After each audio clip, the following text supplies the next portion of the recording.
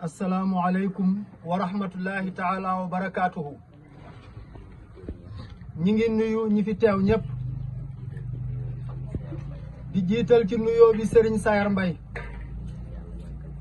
di ñaan yàlla yàggal ko fi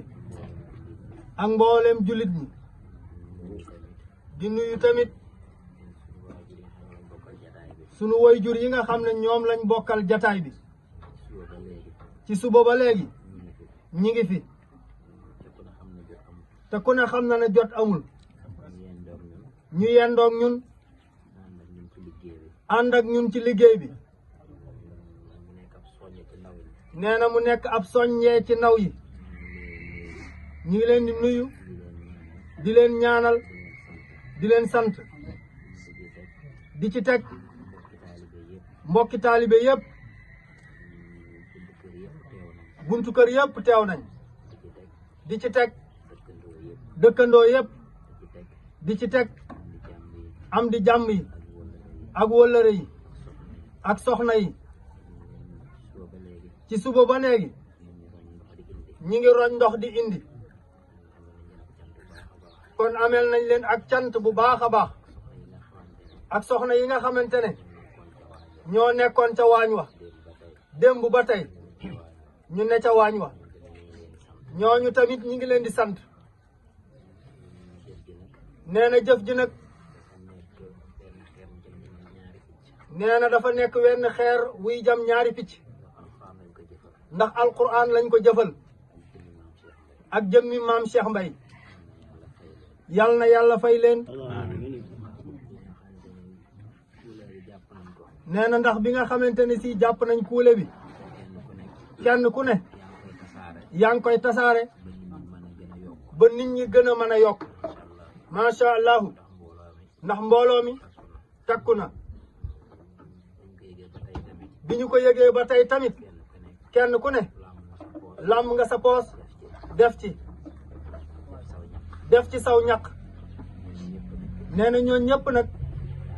yal na leen yàlla fay ci barkeb alquranul karim nee na ndax dafa am lu ñu naan sadaqa jaariya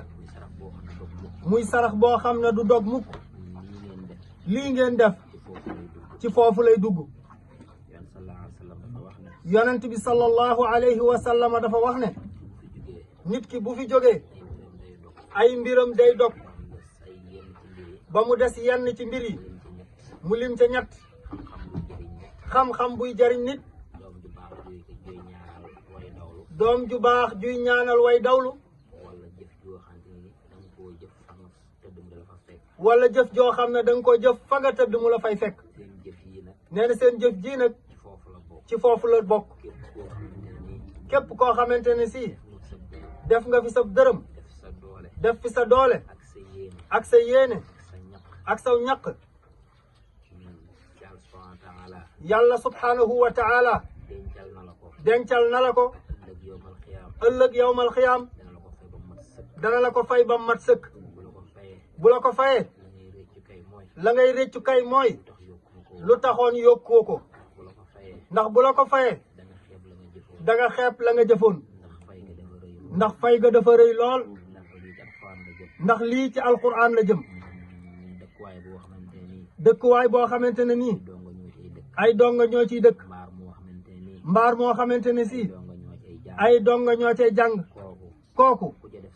ku ca def sa dërëm ndax buñ fa jàng araf buñ fa jàng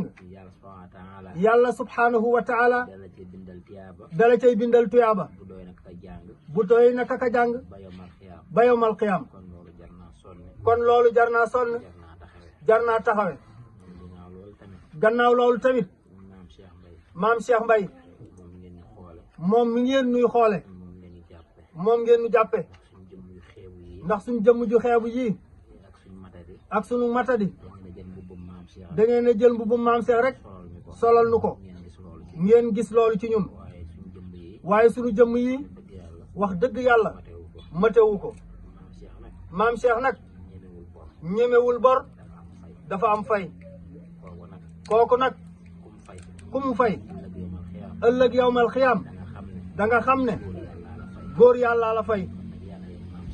kon nag yàlla na leen maam Cheikh Faye yàlla na leen maam Cheikh Faye yàlla na leen maam Cheikh Faye nee na comme ni ko sëñ Dame Ndiaye waxe léegi kenn ku nekk la nga bëgg nanga ko ci fas ñaq réerul borom man amila saalihan fali nafsihi nit lu mu def ci lu baax boppam la ko defal am na ñoo xamante ne ni ñëwuñu xëy na dañoo am ngànt tuyaaba ji rëy na lool yàlla na leen ci yàlla boole waaye yéen ñii ñëw ak ñi nga xam ne dañ cee def seen doole ak seen alal duñ mën a yem ak ñooñu lépp lu ngeen bëgg rek na ngeen ko ci fas ci barkeb alquranul karim barkeb maam Cheikh Mbaye yomb na yàlla yàlla na ko yàlla def yomb na yàlla yàlla na ko yàlla def yàlla na leen yàlla barkeel def leen magi lislaam def leen ñu am wërsëg def leen ñoo xam ne lépp lu ñu yéene yàlla dañ leen ko mottalil yeggale leen ni aw yoon yegge bañ a am benn ndog yomb na yàlla yàlla na ko yàlla def ci barkeb alquranul karim barkeb maam Cheikh Mbaye tàllal leen loxo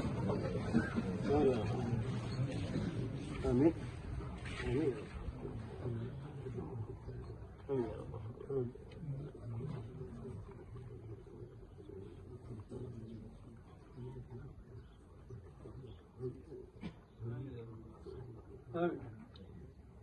آمين اللهم آمين